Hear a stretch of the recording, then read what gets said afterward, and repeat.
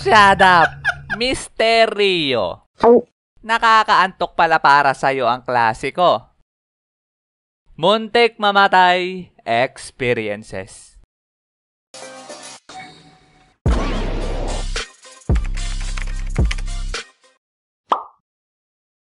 Okay. Ngayon mga repa, ay magkikwento ko sa inyo ng aking mga muntik mamatay experiences. At ikikwento ko to sa inyo para magsilbing awareness kasi dapat lagi tayo nag-iingat. Kaya wag nyong gagayahin ito, lalong-lalo na sa ating mga batang manonood. Kasi, pawang mga eksperto lang ang mga nakakagawa neto.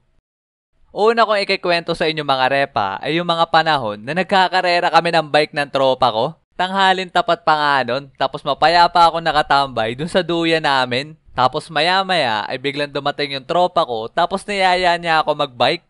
Oy Rio, ano, tara karera? Ho, mukatte kuru no ka?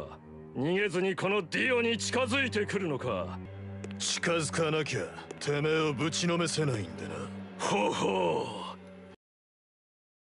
Sige, ayusin ko lang yung kadena ng bike ko. Lalagyan ko lang din ng langis. Sige, pengi din ako. At pagkatapos ko maayos yung kadena ng bike ko at malagyan yung kadena namin ng langis na kinuha ko pa sa makina pantahin ng lola ko, ay dumiretsong punta na kami sa magiging starting line ng aming karera. At yun ay sa tapat ng bahay ko. At ang magiging finish line namin ay doon sa may tindahan, sa may kalsada.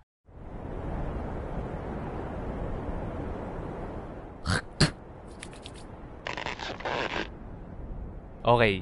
Isa, dalawa, tatlo.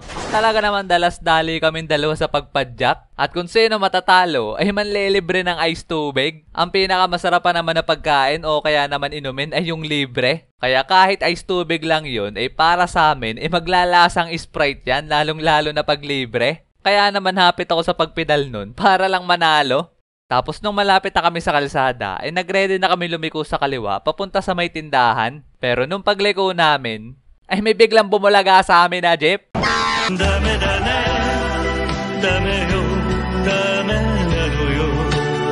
Walang Diyo, talaga naman sobrang gulat ko nun. Miski siguro si kamatayan ay nagulat ng mga panahon na yon. Buti na nga lang di ko natuluyan naliko yung manobela ko nun. Kaya nagdire-diretsong tawid lang ako ng kalsada papunta dun sa kabila. Pero yung tropa ko ay naaninag ko sa akin peripheral vision na napaliko siya sa kaliwa kasalubong nun jeep. Kabado 20 nga ako nun kasi baka na-ese kayo na yung tropa ko sa kabilang dimensyon. Pero buti na lang ay ligtas siya at hindi rin siya nahagip at nagdiretso lang siya doon sa may basurahan. Talaga namang katal kaming dalawa habang nagkwekwentuhan doon sa may tindahan sa mga nangyari. Kaya ang lesson sa story na to ay wag na wag kayo maglalaro malapit sa kalsada na merong madaming sasakyan na nadaan. At ugaliin nyo din tumingin muna sa kaliwa at kanan bago tumawid. Sunod ko namang ikikwento sa inyo mga repa ay yung mga panahon na naligo kami ng mga tropa ko sa ilog. Tanghalin tapat pa nga ng mga panahon na yon. Tapos pumunta kami doon ng naka-tricycle. At doon sa laging pinupuntahan namin na ilog na yon ay sobrang mabato. Pero kami, pagdating namin doon, ay maglalakbay muna kami ng konti. Kasi meron kami dong spot na lagi namin pinagliliguan sa ilog na yon. Kasi doon sa lagi namin nililiguan na yon, kahit tanghalin tapat ay hindi doon mainit kasi sobrang daming puno. Tapos sobrang lamig pa ng tubig doon. Pero bago pa kami makapunta doon, meron muna kaming tatawirin na isang ilog. Kaya nung papunta na kami doon sa aming spot, ay naging smooth naman yung pagtawid namin sa ilog kasi hindi naman ganun kalakas yung agos. Pero dapat ay maingat sa pagtawid doon kasi sobrang daming malalaking bato tapos ang lulumot pa. Kaya pag nadulas ka doon, pihadong umpog ulo mo sa mga bato. Kaya ang ginagawa namin noon ay hinuhubad namin ang aming tsinelas para makapa namin kung saan yung hindi malumot at madulas na bato na tatapakan namin. At pagkatapos namin tumawid sa ilog na yon, ay diretsong balik ulit kami sa paglalakad. At makalipas ng ilang minuto na paglalakbay, ay sa wakas, ay nakarating din kami doon sa spot na lagi namin pinagliliguan. Talaga naman tagtag ang pagod at sakit ng paa nung pagsugbo ko kasi sobrang lamig ng tubig. Pero doon sa lagi namin pinagliliguan na yun, meron din doon mga muntik mamatay experiences yung mga tropa ko. Yung isa ay muntik malunod kasi pinulikat yung paa habang nalangoy. Yung isa naman ay muntik tumama dun sa malaking bato nung tumalon siya dun sa taas. Tapos yung isa ay nung nagmamalatarsan siya tapos naputol yung baging, talaga namang plakda yung pagkakabagsak niya sa tubig. As in mangayak-ngayak yung tropa namin na yun nung pag-ahon kasi hindi daw siya makahinga. Ako'y natatawang naaawa nga sa tropa ko nung mga oras na yun kasi yung harapan na parte ng katawan niya ay sobrang pula. At yun ang kanilang karanasan doon. Tapos ako lang, ang walang masaklap na karanasan doon dati. Pero akala ko lang pala yun. Kasi nung pagkatapos namin maligo at pauwi na kami, bigla lumakas yung agos sa ilog na pinagtatawiran namin. Wala kasi kaming ibang dadaan ng pauwi kundi doon lang. Hindi rin naman namin kayang hintayin na humina ang agos noon kasi hapon na. Kaya wala nang no choice kundi tumawid kami doon. Ang plano pa nga namin noon ay palihis kami maglalakad patawid para hindi kami madala ng agos. Takot nga ako ng mga oras na yon, kaya pinauna ko sila para ako na lang yung huling tatawid.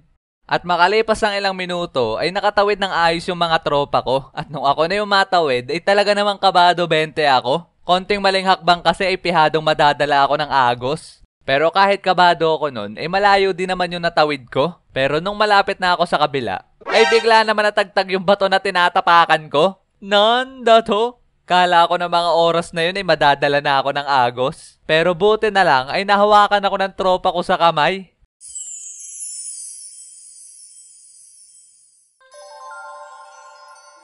Oh, wow. Muntik ka na dun. Salamat, boy. Kaya kayo mga repa, ay lagi kayo mag-iingat pag maliligo kayo sa ilog. Lalong-lalo na ngayong Semana Santa. Uso pa naman ang paliligo ng ilog ngayon.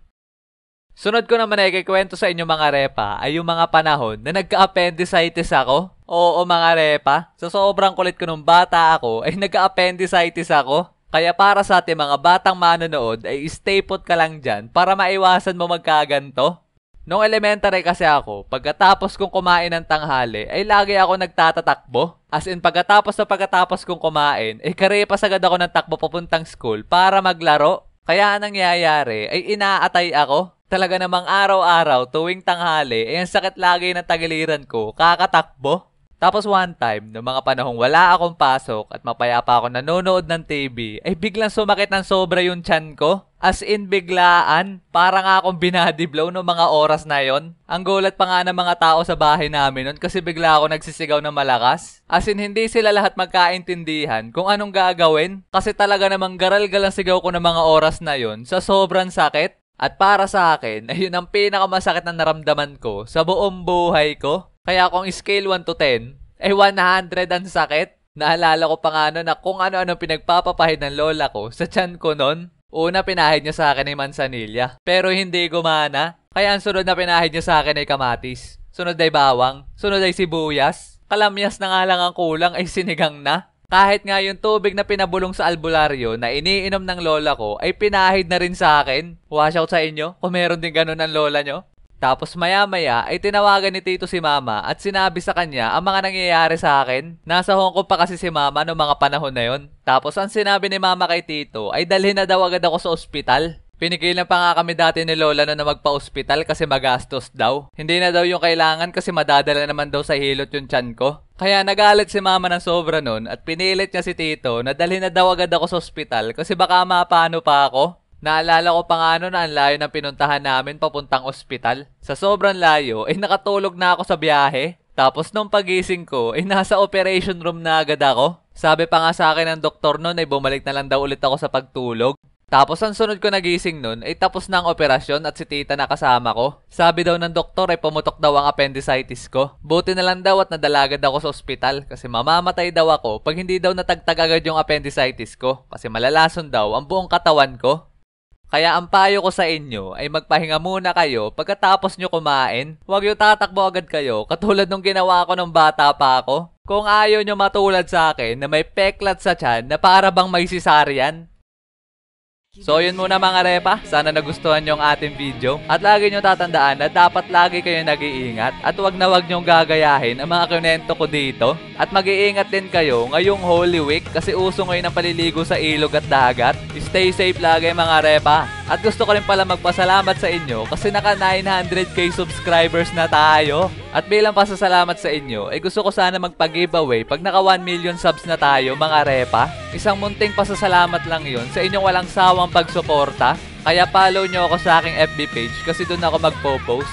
At shoutout din pala dito sa mga nakahula ng title ng ating animation. At shoutout din pala sa kapitbahay ko na si Dandan. Matagal na pala siyang viewers, di ko alam.